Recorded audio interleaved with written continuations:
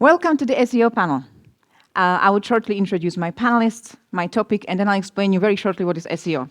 So I am Ivana Flynn, and I am SEO Director at ComeOn Group. And my panel is being joined by absolute titans of this industry and brains of SEO. So I have got Maria. She's Director of Performance Marketing and Game Launch. We have got Daniela, Senior SEO Manager at William Hill International. We've got Caroline, Head of SEO at Betsson Group. Then we have got Vadim. He is a co-founder and CEO of Mamuta Media. And of course, we have got Eitan. I don't think I need to introduce him to anyone, but just in case, CMO. And like a dinosaur of SEO. I think he started SEO. I think he's the first one who actually started SEO. And he's currently at Kitcode. Thank you. Yes, so what is SEO? Well, it's not some sort of hot yoga, okay? It is a tactic of marketing to make sure that you score high in Google. So if you search for online casino, we all compete to be the position one, and we'd write to each other like, "I stolen your position." So yeah, that's us. Okay, that's the people. Our panel is going to be talking about creating a strategy, sustainable, one that can last and that's not going to break you, and how it's going to last in this extremely volatile environment of iGaming. Why is it volatile? We constantly get some regulations, we need to apply for licensing. Some markets just start to blacklist SEO. You just never know what's going to happen. Caroline has an old title there. I'm very sorry, Caroline. It's fine. It's a good one. It's a nice one. And we need to adjust all the time. SEO needs to adjust the first, and we have got several tactics how to do it, and that's what we're going to talk about here. And I'm going to start with very, very open question that bites right into this ever-changing environment. Have you lately faced any difficult SEO challenge? Entering market, exiting market, facing a regulation, not getting a license? Any, please. Yeah, I can start. I also think challenges are good, right? Otherwise, we wouldn't probably have a job. So that's the first thing. That's a good one. No, but joking aside, challenges when it comes to SEO and strategy and entering a market or changes in regulation definitely comes down to we have to make sure that we have the proper information. And that is pretty challenging as well, that we are all looking at the same type of information within the team, but also across team as well. So information here, we're talking about potential compliance, regulation information, or even what the business sort of want is and expecting as well.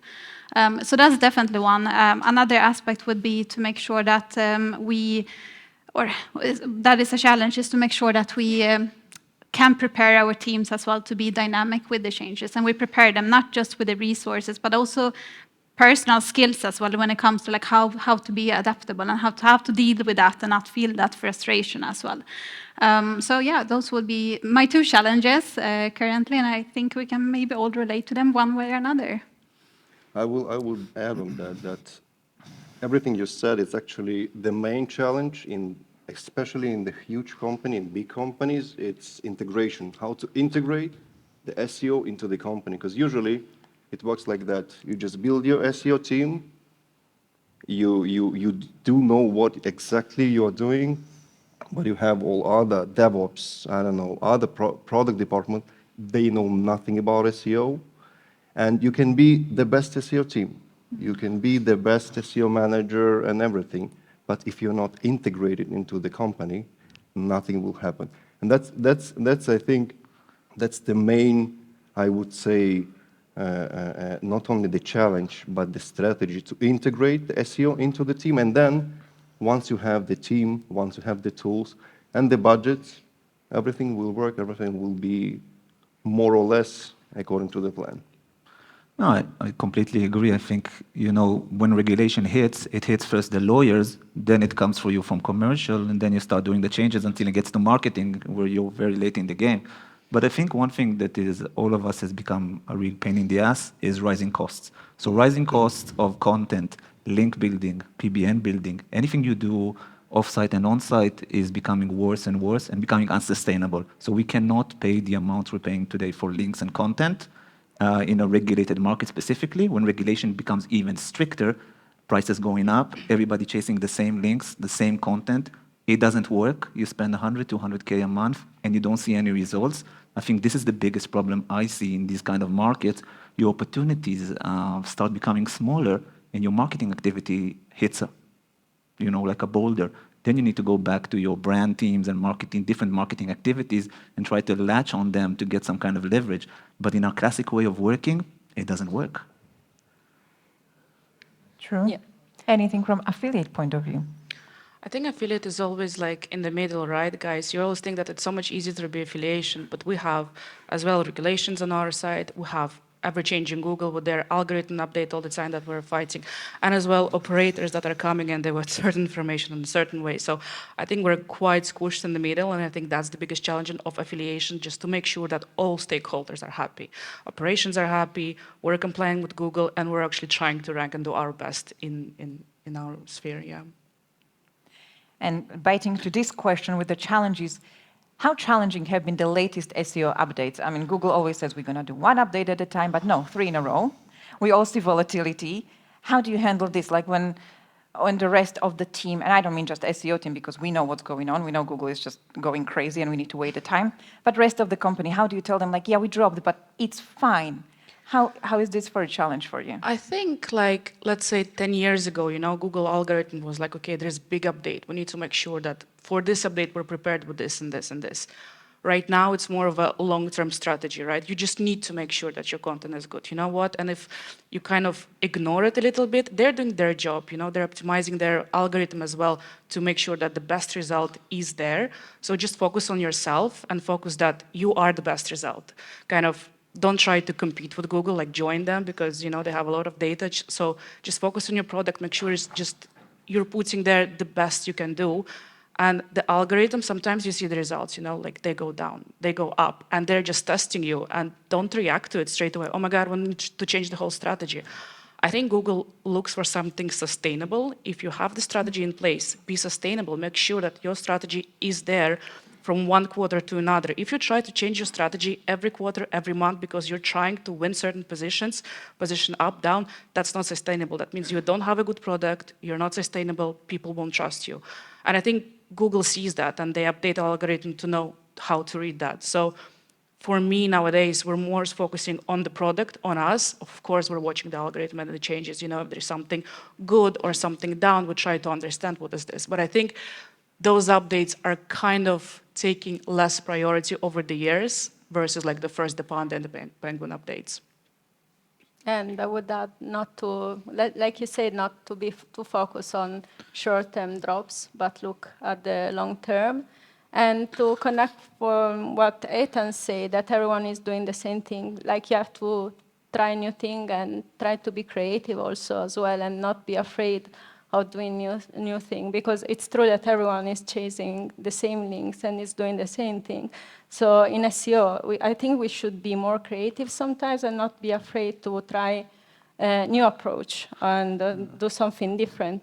Because it's true that we are all copying each other, like Ivana said, that we are all going through the same keyword, we want to rank for the same keyword.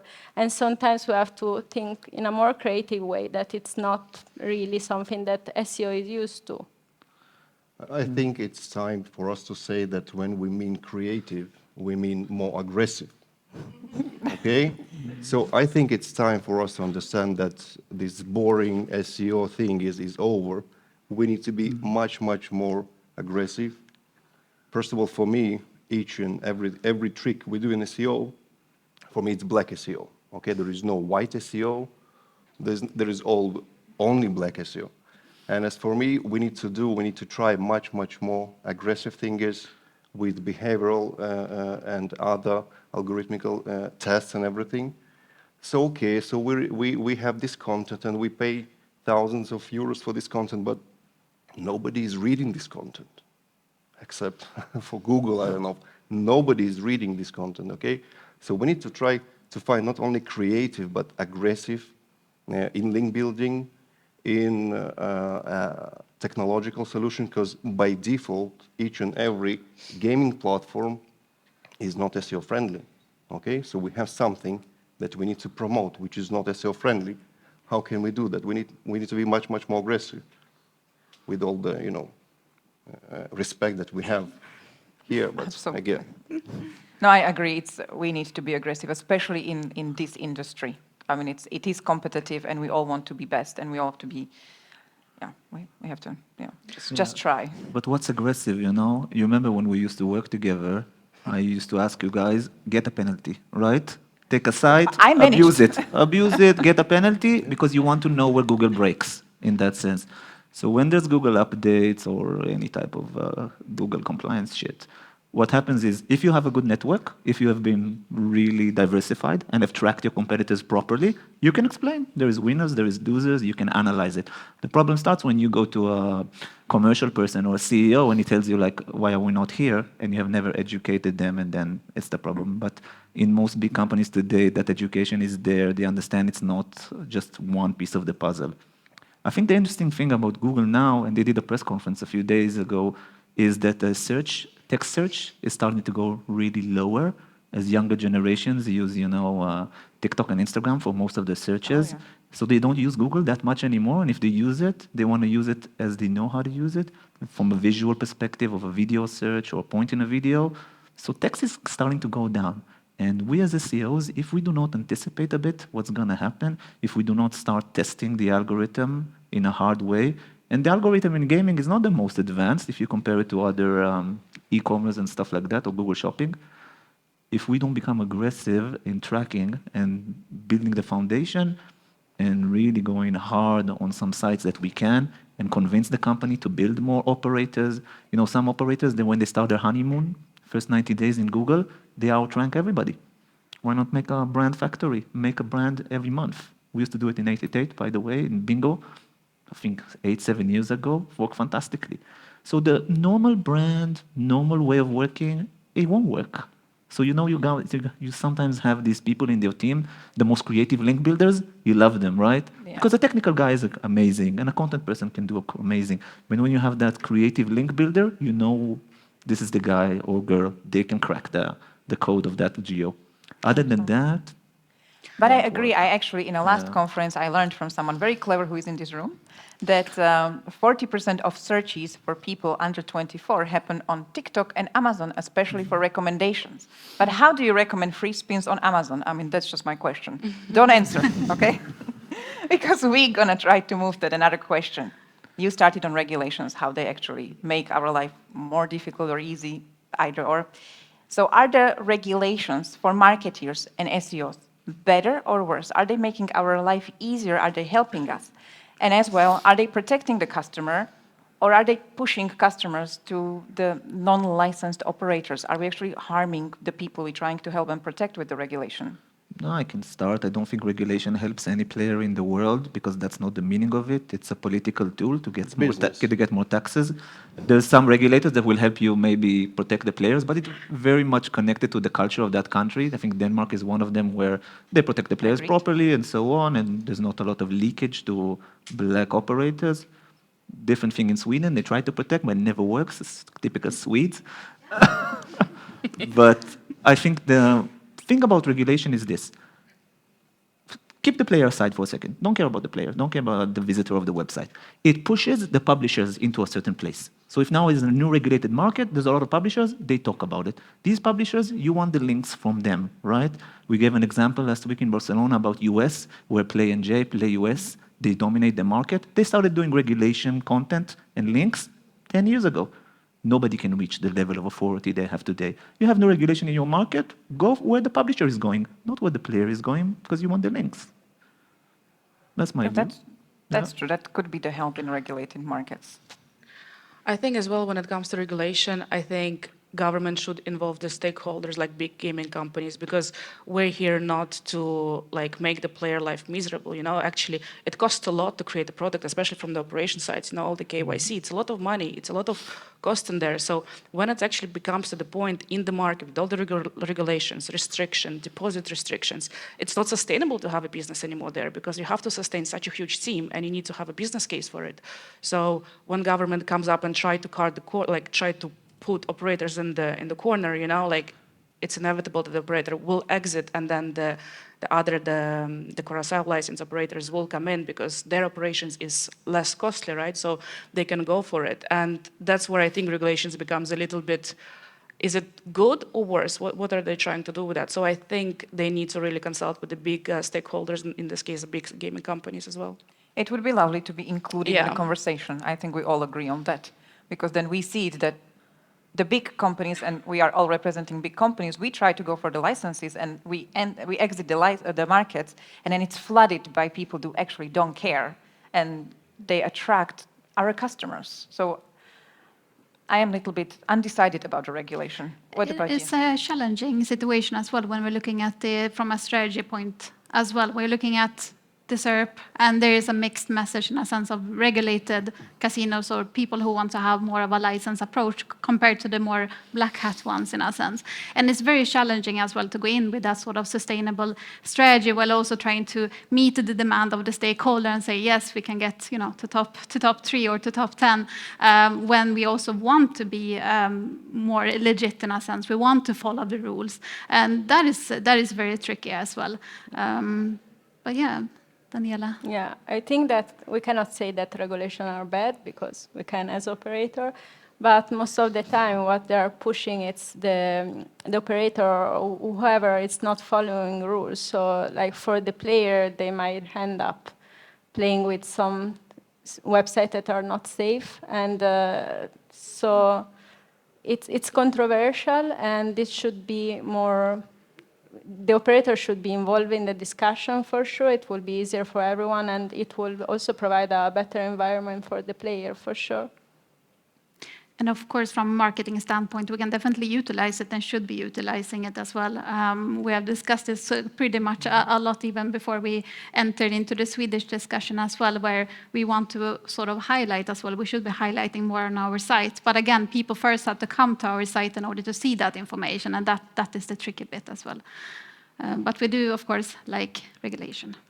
Okay, so in a regulated market, I have my opinion Of on course, the yeah. regulation. Sorry for that, but I don't like regulation markets because my company, my business is black hat PPC and black hat SEO, so I have nothing to do in these regulated markets. Okay, there is no business for me. That's why I don't like them. But in some ways, regulation can help, can give more tools to SEOs if you know how to use them. Okay, from I don't know PPC and other the real data that can help. But again, I agree with Eitan 100%. It's political, it's business, it's their business and everything. So more or less. yeah. That's But it's something we have to live with, sadly. I like the unregulated markets as well because SEO is the only one there. I mean, we are the king, right? When it comes to regulations, you immediately start to compete with PPC. They're biting into your branded traffic. But on the other hand, you get the upper funnel, you get the visibility, you get the brand awareness. So if you could share, do you have any preferences? Like if you could choose your market, we obviously know you are unregulated all the way because you're black hat. Thank you for sharing. How about rest of you? Would you prefer unregulated or regulated? A mix of both, I think. It depends on the market because each market it's unique and you cannot compare one market to another. So there are some markets where regulation it's not really harming. For example, Denmark, it's okay. Sweden, it's not that bad. It's not as before, but it's not bad. Germany, it's something, yeah.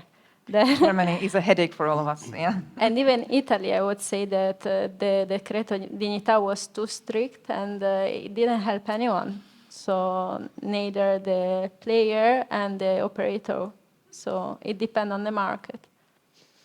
I think eventually, looking 20 years forward, right, all the markets will get regulated sooner or later. That's the untapped potential for the government, that's tax money. So we need to start thinking it's just how regulation is done. And what I've noticed, when regulation is first rolled out, it's so volatile. No one knows what's happening. Everyone panicking, But as we said, like Denmark, it's been regulated for a while. It's actually okay.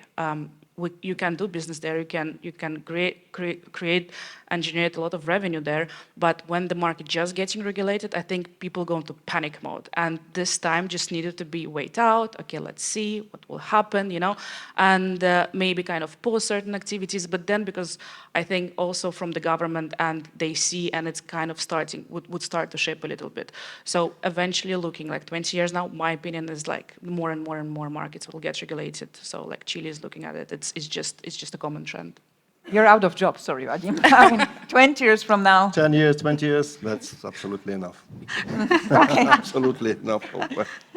But now, to this question, are there any good markets, regulated or unregulated, that we as iGaming are not targeted that heavily, but they might be really good? They might be the hidden gem. Do you have anything that you might share as a black-hat person? Yeah, I have previous experience in Forex and in trading and everything, in SEO and marketing and everything. And all the Gulf countries, all the Saudi Arabia and UAE and so on, I think... It's not allowed. They're a religion. Don't tell them. They don't bet. They're losing their religion when they see us. I think there is a way on how to do it, because I like the places there when it's not allowed, as you might understood, from the black and everything. But so there is, I think there is a very good potential. I saw few brands. I think 888, they're trying something, no? I think that they tried everything. They tried China. They tried You see? everything. So yeah, but I don't know. China, we tried and never succeeded because it's like it's I don't know. It's like a total different world and everything. Same for Japan, but yeah, the Gulf countries, I think, maybe somehow. I think interesting, don't quote me, don't go open affiliate sites now, is the Baltics. So all Baltics is really interesting. Slovenia, Croatia, Serbia, all the different small 2 million to 5-6 million countries are very interesting because usually now the product level there is not high, is not the best, and there's not that many affiliate because there's not many operators, but there are growing market that are really interesting. I like South Asia also in that sense, starting to pick up amazingly. All the countries around India, like Bangladesh and all of that, Malaysia is becoming big. But if I would really work in one market, which is fantastic for the next few years, is Thailand. Thailand becoming regulated in casino, in weed, in everything they do to become a powerhouse, and they are crazy about gambling. So Thailand, definitely the future. Casino, weed, then they will meet compliance and it will be over. The fun will be over. Perfection. I think one of the very interesting markets in the recent years is the LATAM countries, It's definitely, I mean, for sports, it's really big. For casino, it's really growing, and the market share is growing. It's a huge population as well. And I think, the potential and the value of the customers, it's, I would say, not compared to Japan or some other European markets, but it's still there. I think it's really good to focus on, and it still is not as heavily saturated as, you say, UK and some European markets as well. I agree with LATAM as well. That's very interesting. And even being able to go in there with a more global brand and understanding the localization aspect, I think that's when you really have a good powerhouse in a sense as well. And even both from casino, but also from the betting side. So completely agree with Maria there. What would you prefer to do SEO? For a global brand in Brazil or a local brand? Both and compare the results. You have to choose one. You got to go with one. Shoot me. No, I'm not choosing. No, I'm doing both and I'm comparing the results, and whatever works better, I would say, that's exactly what I said. That's what I said. The testing, going back to the testing bit.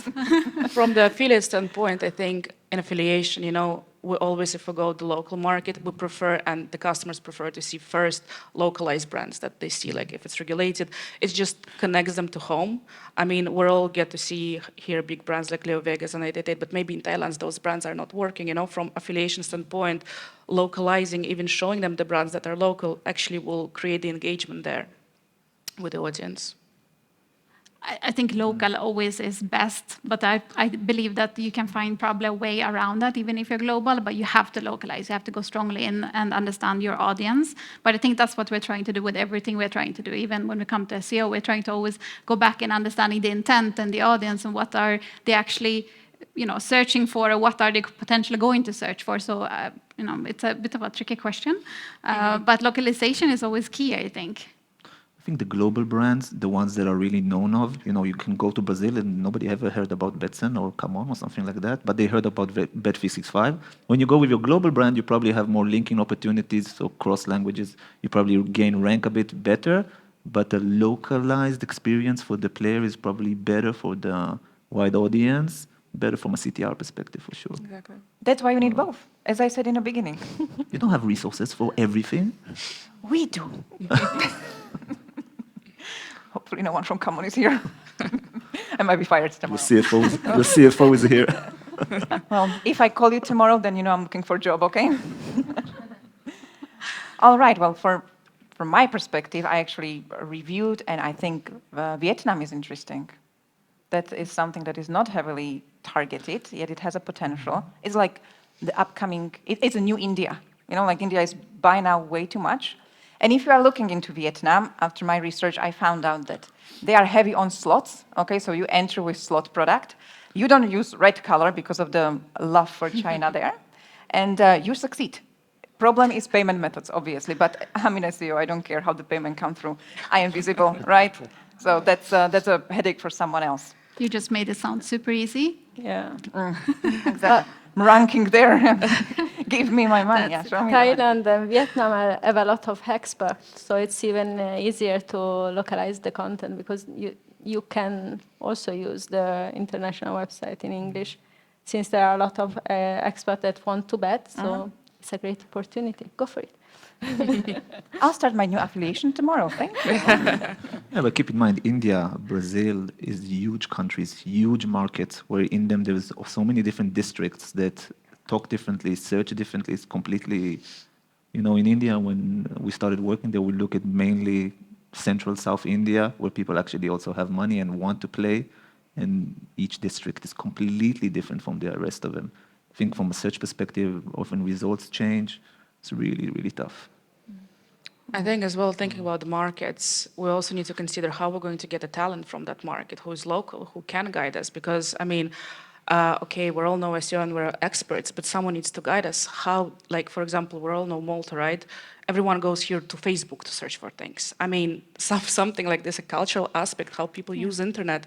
And do they go to Google? How do you use Google for? It's different, not country by country, because I think European markets were all kind of have similarities, but if we go like Asia, if we go Gulf, I think it's a little bit of a different use of the internet culturally. So you need to think how you're going to get people, how you're going to attract the people who can bring the gap and can introduce you to the culture of that country as well. So maybe the best solution here would be a hybrid, as we all like hybrid right now, or I don't know if we still like hybrid. So it will be like global brand with the local product, with the local experience, product. If you're lucky to have a good marketing team that can actually create this and educate you and tell you that that's not okay to target or so on. So maybe that's the idea. I don't know. Yeah, they also come in with the power of the domain as well, which you were mentioning on as well. So I agree with that. The hybrid, we'll go with the hybrid. Answer hybrid and depends, and it will always be. Okay, so that is our first step to the new market. We have the hybrid experience of working. And now, is there any good advice you can give to audience and me how to enter a new market? What would be your strategy? Not just SEO, but just like overall, because when we're entering a new market, SEO is just part of the mix, and we need to, what is the things that you think, what is the things that you research, what is it not to forget when we're entering a new market? Any of them, could be Vietnam, could be China, could be any. Maria says something really useful to know local, like to know the behavior and what they're looking for. It's really important to have someone local that can guide you at the first step, especially when there are not competitors and it's completely a new market. So you cannot compare yourself with others that are already operating in that. And I think it's difficult sometimes, but it's needed.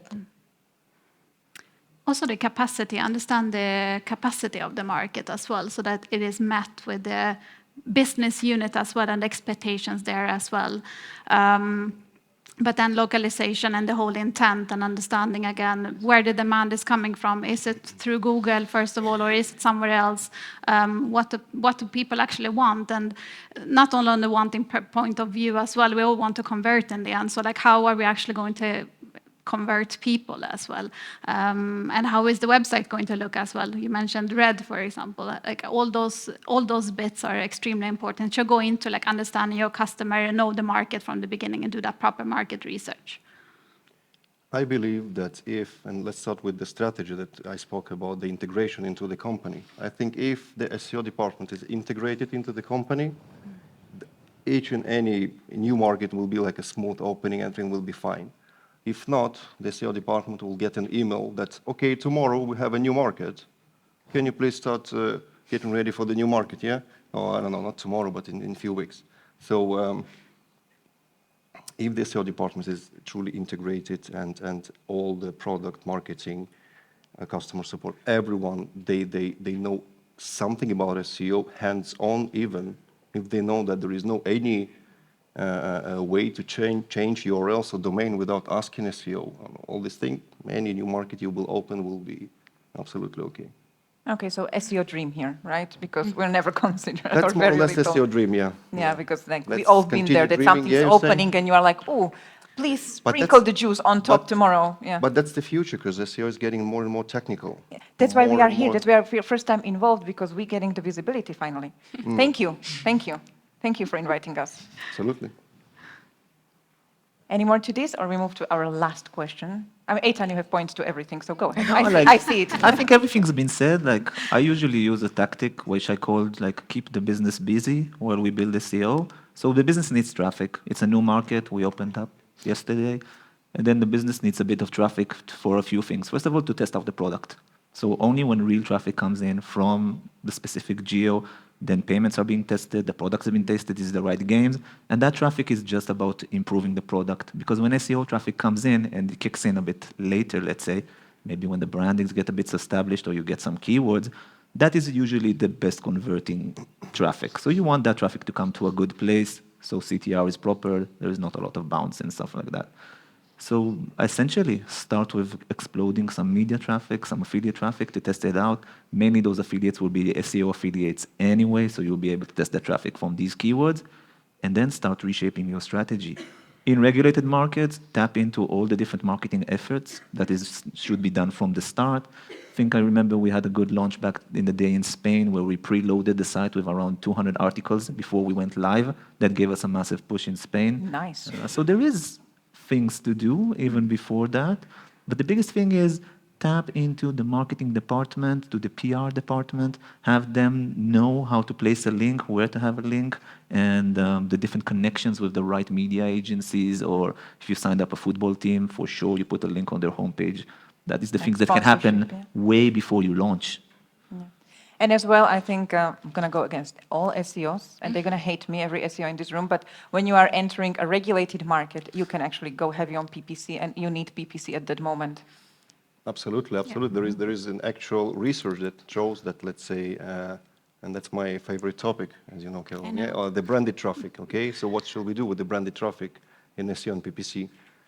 Should we only buy PPC? Should we like have free SEO? There is no free traffic in SEO, but should we have free SEO traffic on the brand keywords? And the answer is simple, both, always, always. We should have both. There is a research that shows that more engagement for PPC and SEO altogether, especially on the mobile phones today. So absolutely, yeah. I will not hate you, no worries.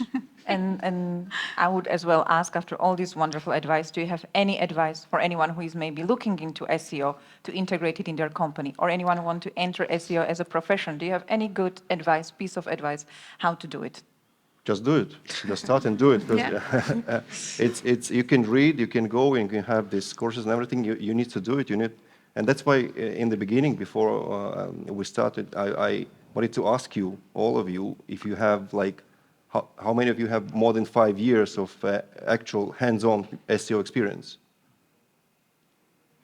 So we can say whatever we want. See? We can say whatever we want. Nobody. I should have started with that. Why didn't you tell me we were preparing? Like, No, but yeah, but that you just need to do it. You need to. but I know there is someone here with lots of experience. So why? please, the hands up here. Like, come on. Good. We have few people with a lot of SEO experience, so we cannot just say anything No? we want. No. I see few faces that's I think trying to outrank me. I see I people got from some my team. advice. I got some good advice. I think when you look at the affiliate world of casino globally, you will see a lot of competition. You will see companies that have been doing this 8, 15, 20 years with domains loaded up with content and backlinks and all. But I think still the SEO starter, the person that has just started working in SEO, can make in his first year a small dent in that. So the playing field is not completely unleveled. And you can still grab keywords, you can rank number 1 on keywords, new searches are happening as the regulation changes and Google updates come, big players fall down and there's room for the top. And if you're just starting out in SEO or you've done it a little bit and start your own affiliate website, you'll be surprised after a few months you can earn 10, 15, 20K without a massive investment, but you need that person to sit with you and explain to you the ropes. So find a mentor, find a good manager. If you're looking for a job, look in the job description, look in the LinkedIn to meet that person, because you need a person to guide you from the start. But then your possibilities from SEO is endless. You can really make a dent on a personal project, on a side project, to come and earn 10 to 20K aside on the month. I think it's not bad, and it's feasible. So I think don't look at what's going on in the industry always. There is a lot of cracks. There is a lot of cracks. Now everyone are running out to Exactly. start their own. Starting their own website. Selling us something or what? You're selling us? Yeah. No, but Start, sell, buy. I agree as well. It's just start, and I think somehow that's the beauty of SEO. I mean, how do we all start in SEO? We just start, right? That's how we all fell into it one way or another. And not just start with SEO, but like start creating your website, start to experience different channels as well and traffic sources and different ways of, marketing. I was going to swear, so I won't swear. Swear. It's being recorded. Swear. A Swedish person It was swearing bad on after it stage. happening. That will be a first. No, but work on the code, screw up the code. Is that a swear word? Is that a swear word? Or is that? Come on. No, but work on the code and damage it. I think I broke my first website more than probably 20 times, and probably took me like 20 hours first to solve like one code of line. But that satisfaction when you sort of get over it, it is amazing. So just go out and start. Maybe you make 15K per month. Maybe you make zero. Leave my financials out of this. But I feel that. I just think there is a lot of room to grow, even without a massive budget. Even without history of years in the industry or working for years in a company, there is still room to grow because the amount of niches out there is on the level of insane. So choose a topic you love. I don't know, you like scooters, you like electric scooters, you're from Sweden, make a site, try to sell them, but execute. I think all of us together will agree there is only one rule in SEO. Is either you execute it or you not. There's nothing else. Yeah, I can add actually something to that from the affiliation point of view, because you made it sound so easy, we'll launch a site to start making money. So I think one of the advice that I can give is definitely execute. You just go there, get your hands dirty, learn, upload, redo, and then, you'll get the feedback from Google, you'll get feedback from your rankings.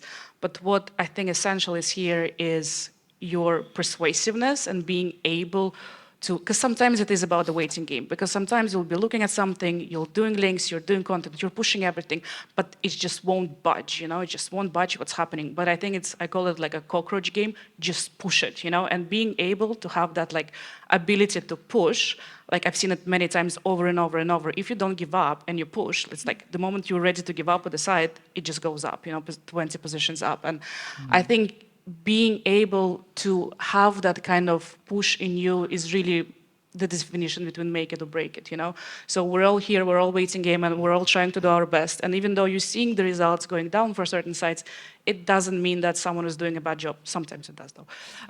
But sometimes it just Google testing things out, keep on pushing. And I think that's one of the advice that I want to give to everyone.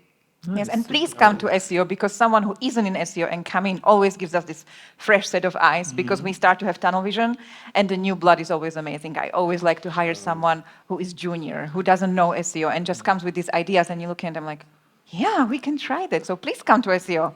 Try it out. Help us. I don't know, but Don't go to him. too many SEOs now. But You are so uninvited from any other panel.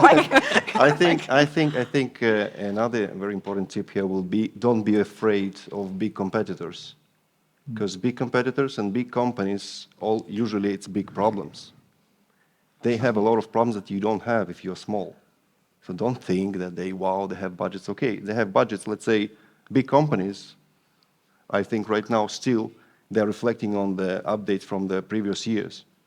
Okay, and because they don't have pace to reflect right now, okay, because they're huge. They're like huge ships, and you're small, and you can do it. Let's say, don't be afraid. Absolutely. Big companies, big legacy code. I mean, we've all been there, we all were fighting it, and usually we lose. Danny? True. If Any advice? Yes, not about financial independence, I'm sorry. More about Financially, no SEO. money. Don't let my ex-wife hear. Something that I heard that I really like about SEO is that it's a self-taught channel. So I think that to be a good SEO, you have to be really, really curious, because with all the updates that we have, all the challenge that we have, we always have to keep ourselves up to date with the last changes, whatever happens. So never stop being interested in what's happening, never stop reading and documenting.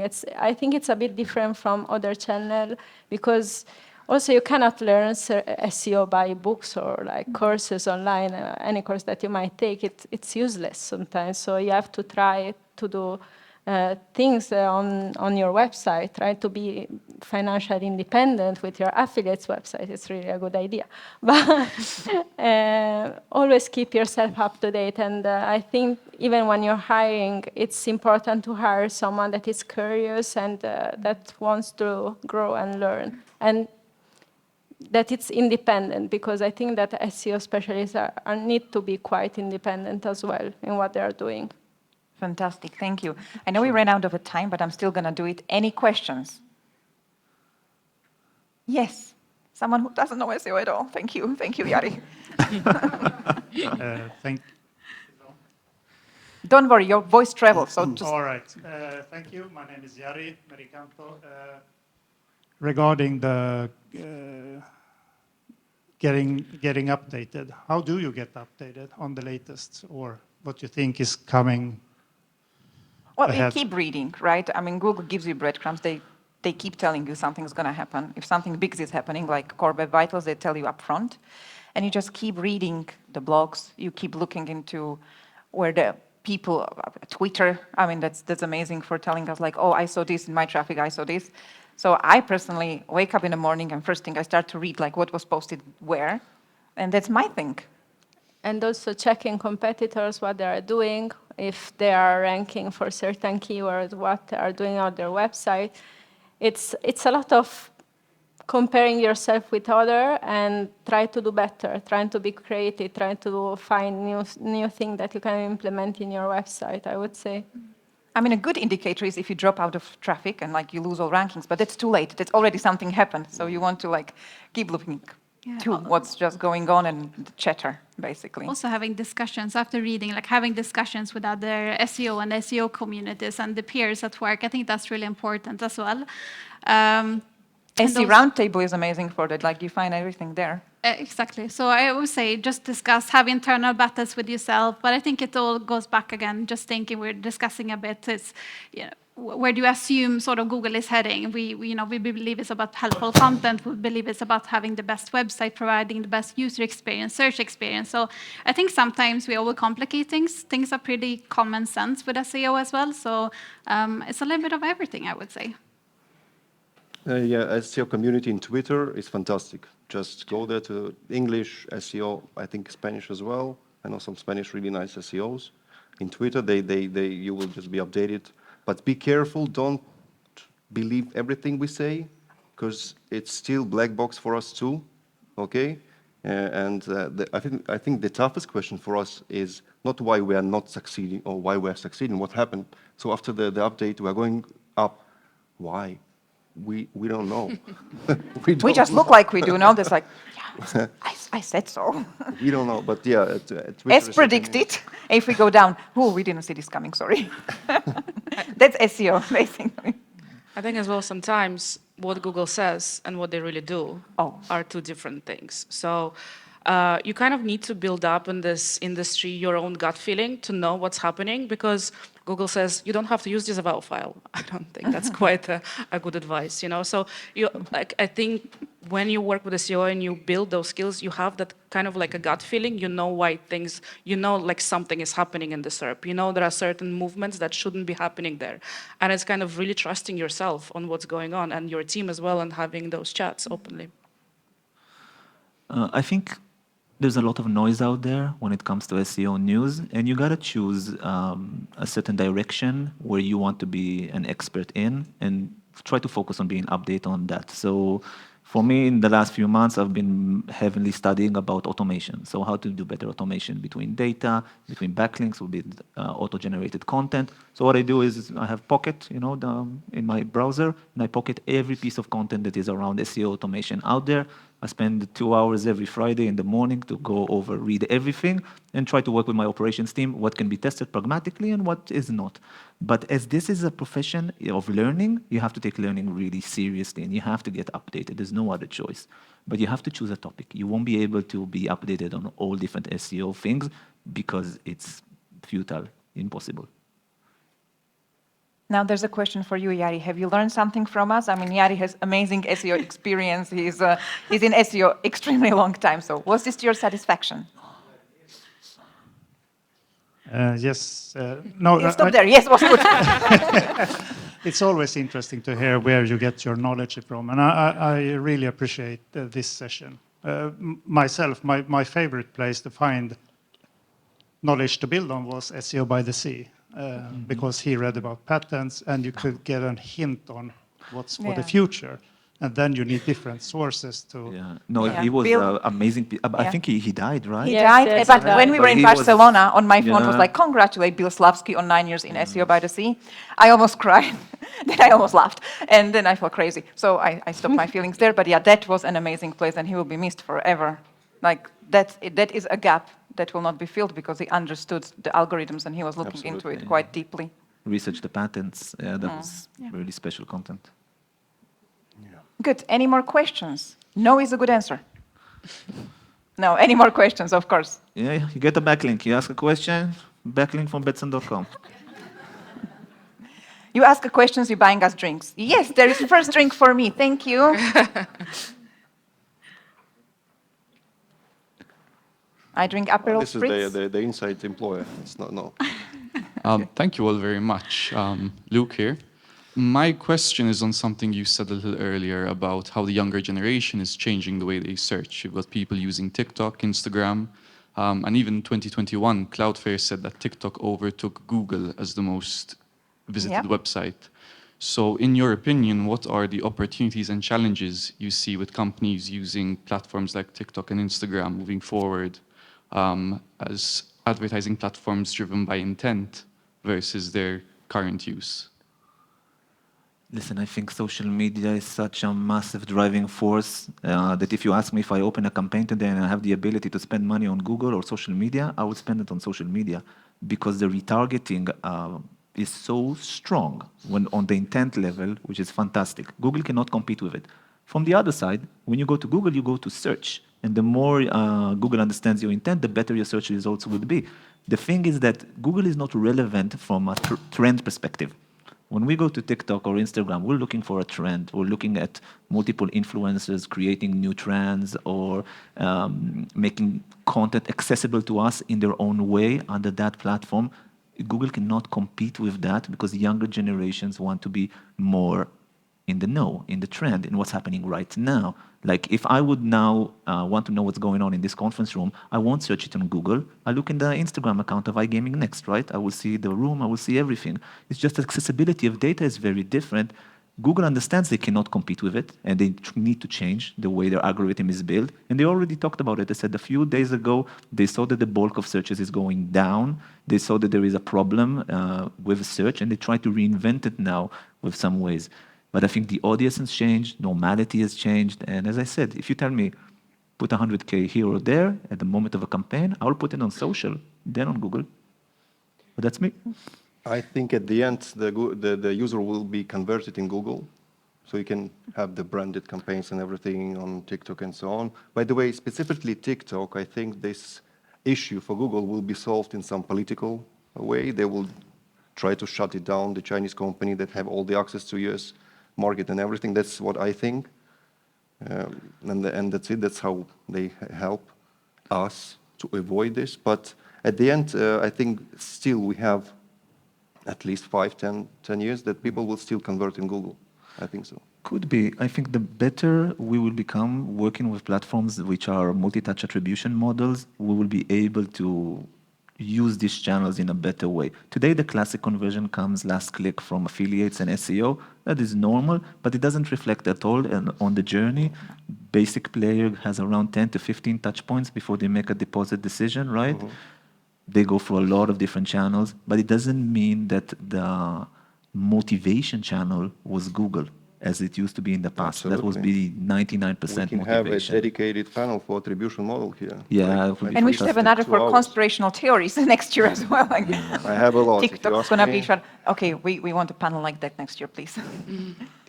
I think one of the challenges with social as well is actually the business and the content we're operating in. I don't think the TikToker who's going to go viral promoting casino content that can't become a millionaire tomorrow is going to be widely accepted in the social sphere right now. So I think we need to also be aware in the industry we're in. Certain industry, maybe they can make use of more of social, but personally trying to do, as an affiliation, maybe like with operations, when you get licensed, it's easy for you to do paid.